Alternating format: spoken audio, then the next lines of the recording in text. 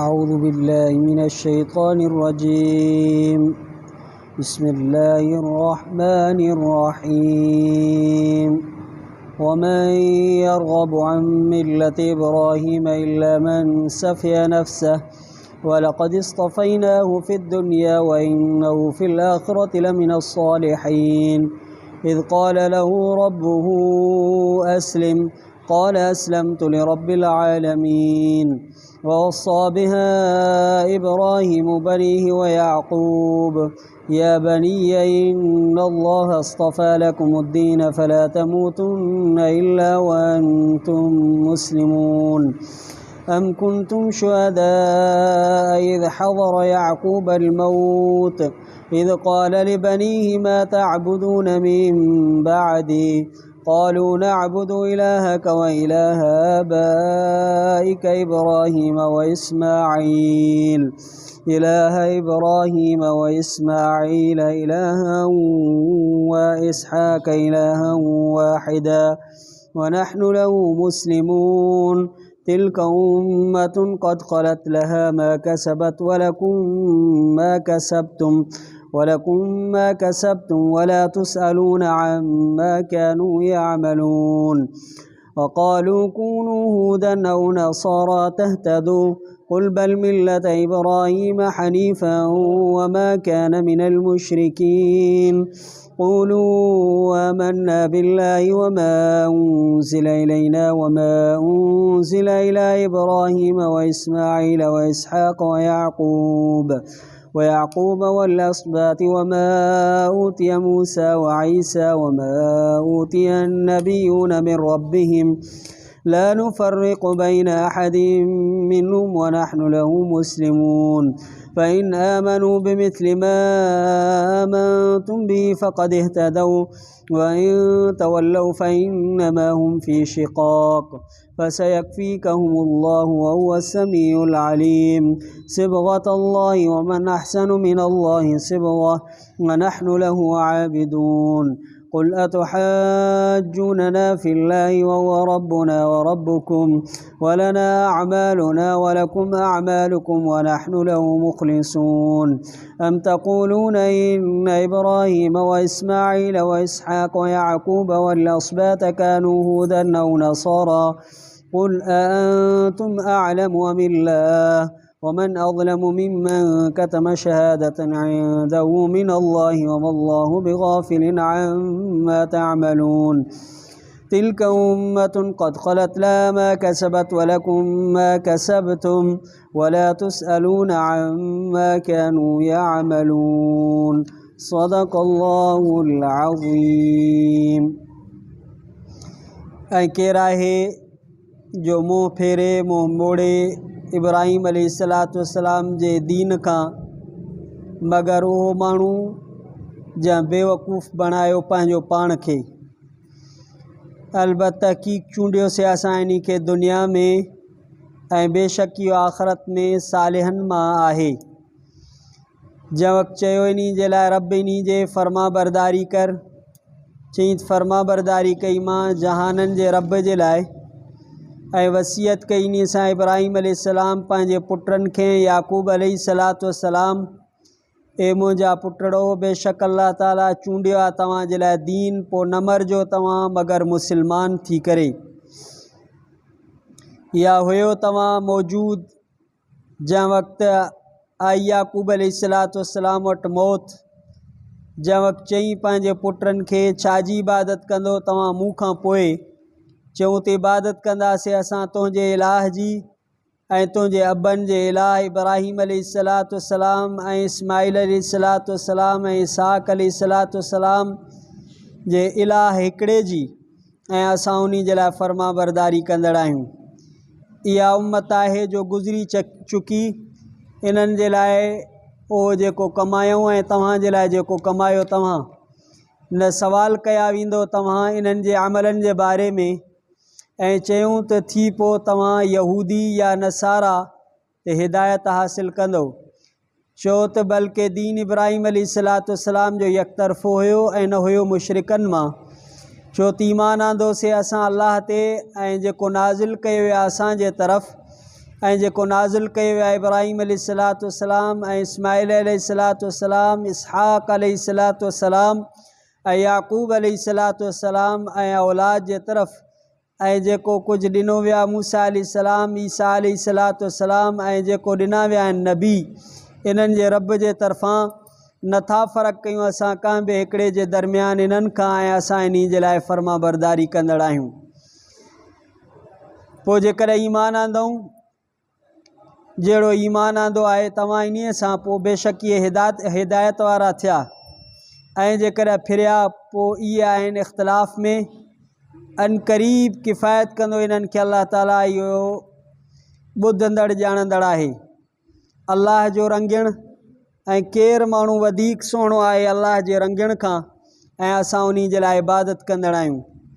चओ त छा झगड़ो कयो था तव्हां, हुज्जतबाज़ी कयो था तव्हां, दलाइल था आणियो तव्हां अल्लाह जे बारे में, हालांकि इहो रब आहे असांजो ऐं रब आहे तव्हांजो। असांजे लाइ आहिनि अमल असांजा, तव्हांजे लाइ आहिनि तव्हांजा अमल ऐं असां इन जे लाइ मुख़लिस थींदड़ आहियूं। बल्कि चओ था तव्हां त बेशक इब्राहिम अलैहिस्सलाम ऐं इस्माइल अलैहिस्सलाम ऐं इसहाक़ अलैहिस्सलाम ऐं याक़ूब अलैहिस्सलाम ऐं औलाद हुया यहूदी या नसारा। चओ त छा तव्हां वधीक ॼाणंदड़ आहियो या अल्लाह? ऐं केरु माण्हू वधीक ज़ालिम आहे उन खां जेको शाहिदी खे लिकाए जेका इन वटि आहे अल्लाह जे तरफ़ां ऐं अल्लाह तव्हांजे अमलनि खां गाफ़िल न आहे। इहे उम्मत आहे जो गुज़री चुकी, इन जे लाइ जेको कुझु कमाई तव्हांजे लाइ जेको कुझु कमायो तव्हां न सवाल कया वेंदो तव्हां उन्हनि जे अमलनि जे बारे में। सूरतुल बक़रा उन जो 16हों रुकू, पहिरें सिपारे अलिफ लाम मीम जो बि 16हों रुकू, आयत नंबर 129 खां वठी करे आयत नंबर 141 ताईं मुकम्मल रुकू तिलावत कयोसीं ऐं उन जो तर्जुमो भी पेश कयोसीं। अल्लाह जे महिरबानी सां पहिरियों सिपारो अॼु मुकम्मल थियो ऐं सुभाणे खां ॿियो सिपारो शुरू थींदो। उन जो मुख़्तसर तफ़सीर हिन रीत आहे जो अल्लाह ताला फरमाए जेको इब्राहिम अलैहिस्सलाम जे दीन खां मोह मोड़ींदो इहो बेवकूफ़ माण्हू हूंदो, बेअकुल माण्हू हूंदो। अल्लाह ताला इब्राहिम अलैहिस्सलाम जो इंतिखाब फरमायो हो, उनखे चूंडियो हो दुनिया में, आख़िरत में अल्लाह जे मुक़र्रबाननि खां हूंदो, नेक सालिहनि मां हूंदो। अल्लाह से उनखे हुकुम कयो अस्लिम इस्लाम आण, फर्मा बरदारी कर, अल्लाह जे पंहिंजो पाण खे हवाले कर। जवाब में अर्ज़ कई असलम तो रब्बिल आलमीन, मां पंहिंजो पाण खे जहाननि जे रब जे हवाले करे छॾियो, मां इस्लाम जो पाबंद, अल्लाह जे फर्मा बरदारी जो पाबंद आहियां। अल्लाह ताला फरमाए तहिड़े खे असां चूंडियो हसीं। पोइ हज़रत इब्राहिम अलैहिस्सलाम पंहिंजे पुटनि खे वसीयत कई ही, उन्हनि खे सम्झायो हो, उनखे हुकुम कयो हो पंहिंजे औलाद खे। इब्राहिम अलैहिस्सलाम जे औलाद में वॾो हज़रत इस्माइल अलैहिस्सलाम हुयो ऐं उन जी मां हज़रत बीबी हाजरा हुई ऐं इहा क़िब्तिया हुई ऐं पोइ इसहाक़ अलैहिस्सलाम उन जी मां हज़रत बीबी सारा ऐं मुदुन, मदियन, बीशान, ज़मरान, अशबक, शौह इन्हनि जी मां कंतूरा हुई जेका अरब आरिबा खां हुई। इहा बाक़ी जेके मां नाला ॿुधाया इहे बि हज़रत इब्राहिम अलैहिस्सलाम जी औलाद हुई ऐं इहे हज़रत इब्राहिम अलैहिस्सलाम जे इन घरवारी मां हुया। अल्लाह ताला फरमाए त इब्राहिम अलैहिस्सलाम पंहिंजे औलाद खे ऐं याकूब अलैहिस्सलाम भी पंहिंजे औलाद खे वसीयत कई ही त अल्लाह तव्हांजे लाइ दीन खे मुंतख़ब कयो आहे, दीन खे चूंडियो आहे, तव्हां ज़िंदगी दीन ते गुज़ारिजो। जॾहिं दुनिया मां रुख़सत थियो मौत अचे त पोइ तव्हांजी इस्लाम जी हालत में मौत अचे, माना तव्हांजी मौत भी दुनिया मां इस्लाम जी हालत ते ई थिए। अॻिते अल्लाह ताला यहूदिन ऐं नसारा जे हिकिड़ी ग़लति दावा जी तरदीद फरमाई आहे यहूदी ऐं नसारा इन्हनि जी इहा दावा हुई त हज़रत इब्राहिम अलैहिस्सलातु वस्सलाम यहूदी हुयो या पंहिंजी औलाद खे जॾहिं दुनिया मां रुख़सत थिए पियो त औलाद खे वसियत कई त तव्हां यहूदी थीजो या नसारा थीजो। अल्लाह ताला उन्हनि खां बतौर क्वेश्चन जे सवाल जे पुछे थो त तव्हां जॾहिं याकूब अलैहिस्सलातु वस्सलाम वटि मौत आई त तव्हां हुते मौजूदु हुयो छा? अलाह हुयो, तव्हां कोन हुयो। अलाह साईं फरमाए थो त इन्हनि नबियनि हीअ वसियत कई, तव्हां वरी चओ था त हीअ वसियत कयूं। अलाह साईं फरमाइनि त तव्हां हुते मौजूदु हुयो छा याकूब अलैहिस्सलातु वस्सलाम ते जॾहिं मौत आई? पोइ पंहिंजे पुटनि खे हज़रत याकूब अलैहिस्सलाम चयो, पुछईं त मूंखां पोइ तव्हां कंहिंजी इबादत कंदो?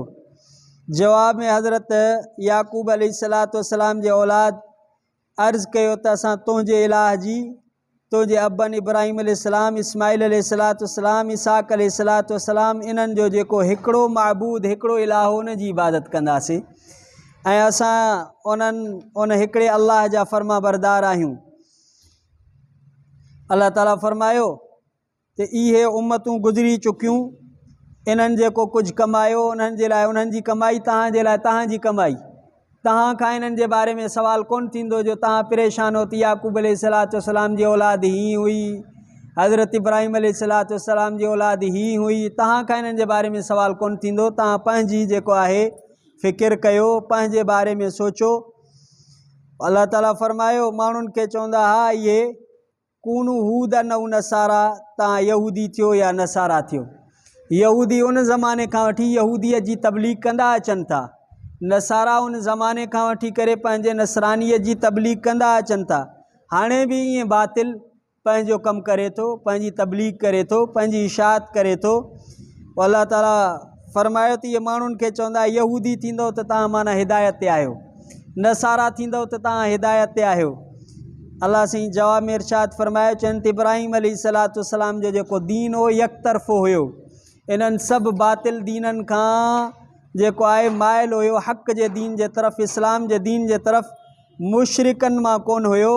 यकतरफ़ो दीन इस्लाम हुयो, सिधो दीन हुयो। हज़रत इब्राहिम अलैहिस्सलातु वस्सलाम दीन हनीफ़ ते हुयो, न यहूदी हुयो, न नसारो हुयो, न मुशरिक हुयो। अल्लाह ताला फरमायो इन्हनि खे चओ त आमन्ना बिल्लाह, असां अलाह ते ईमान आंदो आहे, जेको नाज़िल कयो विया असांजे तरफ़ क़ुरान उन ते ईमान आंदो आहे। अल्लाह जेको इब्राहिम अलैहिस्सलाम, इस्माइल अलैहिस्सलाम, इसहाक़ अलैहिस्सलाम, याकूब अलैहिस्सलातु वस्सलाम इन्हनि ते किताब नाज़िल कया, सहीफ़ा नाज़िल कया, असां उन्हनि ते ईमान आंदो आहे। असां सभु नबियनि खे मञूं था, अंबिया खे जेको अल्लाह ताला तालीमात ॾिनी, किताब ॾिना, उन्हनि खे बि मञूं था। असां कंहिं बि नबी जे विच में फ़र्क़ु नथा कयूं, असां समूरनि खे मञींदड़ आहियूं। उम्मत मुस्लिम हाणे बि अंबिया खे सचो थी सम्झे, अंबिया जे सदाक़त ते ईमान थी रखे, कुतुब समाविया जे सचाई ते ईमान थी रखे। उम्मत मुस्लिमा कंहिंजी बि कहिड़ी तरह जी बि का बि गुस्ताखी कोन थी करे। ऐं असबात माना याकूब अलैहिस्सलातु वस्सलाम जे औलाद जा कबीला, याकूब अलैहिस्सलातु वस्सलाम के 12 पुट हुया, उन्हनि 12 पुटनि जी जेका औलाद थी उहा कबीलनि जी शक्ल इख्तियार करे वई। यूसुफ अलैहिस्सलाम हुयो, बिन्यामीन हुयो, रूबेल हुयो, यहूदा हुयो, शमऊन, लावी, वुद्दान, कहात, कूज़, बालियूक, इहे हज़रत याकूब अलैहिस्सलातु वस्सलाम जे पुटनि जा नाला आहिनि।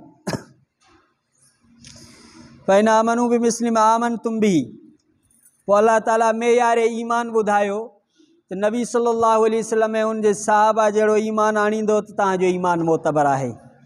जेको नबी सल्लल्लाहु अलैहि वसल्लम जो ईमान, उनजे सहाबा जो ईमान, अहिड़ो ईमान मोतबर आहे। फ़क़द इह्तदऊ, पोइ सम्झो त तव्हां हिदायत ते आहे। जेकॾहिं न फिरी वेंदो त पोइ तव्हां इख़्तिलाफ़ में आहियो। अलाह ई तव्हांखे काफ़ी आहे, अलाह ई ॿुधंदड़ ऐं ॼाणींदड़ आहे। मेयार ईमान आहे नबी सल्लल्लाहु अलैहि वसल्लम जो ईमान ऐं नबी सल्लल्लाहु अलैहि वसल्लम जे शागिर्दनि जो ईमान। आख़िरी आयतुनि में अल्लाह ताला फरमाए सिबग़तल्लाह व मन अहसनु मिनल्लाहि सिबग़ा व नहनु लहु आबिदून। इहे नसारा या बनी इसराइलिन हिकिड़ो दफ़ो मूसा अलैहिस्सलातु वस्सलाम खां सवाल कयो त हल यस्बिग़ु रब्बुक, तुंहिंजो रब बि रंग करे थो। हज़रत रंग मां मुराद आहे, उहो अॻिते मां तव्हांखे ॿुधायां थो हज़रत मूसा अलैहिस्सलाम उन्हनि खे चयो त इत्तक़ुल्लाह, अल्लाह खां डिॼो। इहो कहिड़े क़िस्म जूं ॻाल्हियूं कयो था? अल्लाह ताला मूसा अलैहिस्सलाम खे जवाब इरशाद फरमाए, मूसा अलैहिस्सलाम तोखां सवाल कयो अथनि त छा रब साईं बि रंग इन्ही इंसाननि खे करे थो? अल्लाह साईं फरमाइनि चवनि थी इहो ॻाढ़ो रंग, अछो रंग, कारो रंग, इहे अलाह जा रंग आहिनि। कंहिंजा रंग आहिनि? मुख़्तलिफ़ इंसान आहिनि। कंहिंजो कलर ॻाढ़ो, कंहिंजो कणक रंगो, को भूरो, को कारो, इहे अलाह जा ई रंग आहिनि। ॿियो कंहिं इहे रंग भरिया आहिनि। यहूदी छा कंदा, पंहिंजे औलाद खे ऐं नसारा बि पंहिंजे औलाद खे हिकिड़ो रंग ठाहे पोइ उन्हनि खे केतिरा ई ॾींहं उन रंग में रंगींदा हुया। पोइ चवंदा त हाणे हे यहूदियत में रंगजी विया आहिनि या नसरानियत में रंगजी विया आहिनि। अल्लाह ताला फरमाए त अलाह जे रंग खां वधीक कंहिंजो रंग आहे? जंहिंखे दीन जो रंग चढ़े, ईमान जो रंग चढ़े, इस्लाम जो रंग चढ़े। आख़िरी आयतुनि में अल्लाह साईं फरमाए कुल अतुहाजूनना फिल्लाह, तव्हां बहस कयो था अलाह जी ज़ात में। अलाह जे ज़ात जे मुक़ाबले में सवाल जवाब हुजतूं था क़ाइमु कयो। अलाह त असांजो रब आहे, तव्हांजो रब आहे, असांजे लाइ असांजा अमल, तव्हांजे लाइ तव्हांजा अमल। असां अलाह जे लाइ मुख़लिस आहियूं।